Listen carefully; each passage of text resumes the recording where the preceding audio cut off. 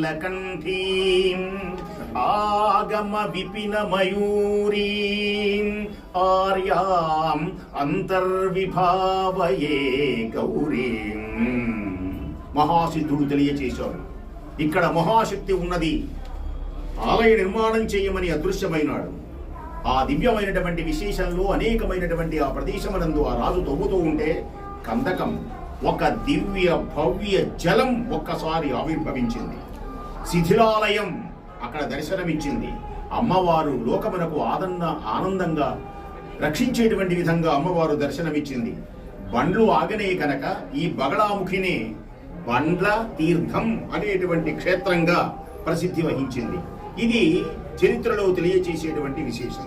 అంతేకాక ఈ గ్రామం ఎంత గొప్పది అంటే, తాడేపల్లి బ్రహ్మశ్రీ వేదమూర్తులు సాక్షాత్తు అమ్మవారి యొక్క బాల ఉపాసన చేసి ధరించినటువంటి